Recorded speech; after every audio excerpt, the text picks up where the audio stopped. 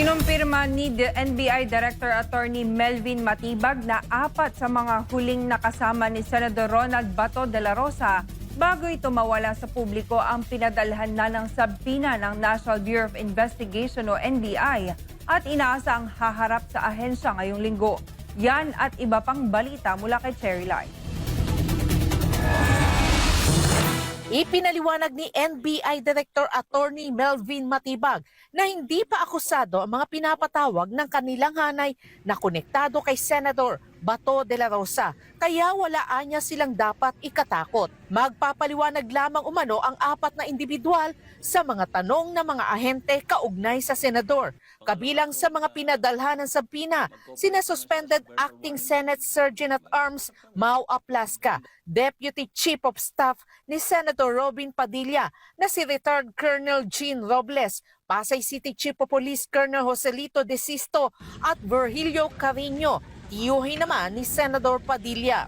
Ayon kay Matibag, inilabas ng NBI Cybercrime Division ang mga sabpina bilang bahagi ng nagpapatuloy na investigasyon ng ahensya. Si Jara Aplasca, si Jean Robles, the Chief of Police of Pasay City, and there's another one personality na na-identify.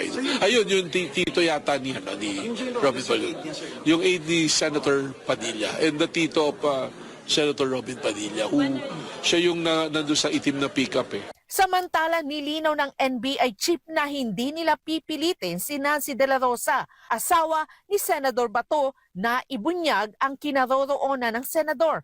Anya, hindi itinuturing na suspect si Nancy de la Rosa. Nais lamang ng NBI na mabigyang linaw ang text message na ipinadala nito kay Senate President Alan Peter Cayetano na nagsasabing nakatakas ang senador sa gitna ng kaguluhan dulot ng insidente ng pamamaril sa Senado. Sa ngayon, wala pang ipinadadalang sabpina ang NBI kay Nancy de la Rosa at ipauubaya muna nila sa Department of Justice o DOJ ang pagpapasya kung kinakailangan itong padalhan ng sabpina. It's not asking the wife of Senator De La Rosa for the whereabouts. Kasi you and I know, kung kahit naman alam niya yan, I'm sure hindi naman niya sasabihin sa amin eh. No, we haven't sent a subpoena. No? So actually, sabi ko kay Senator Lacson, it's under consultation din. So we'll defer also to the Department of Justice kung ano yung direction nila.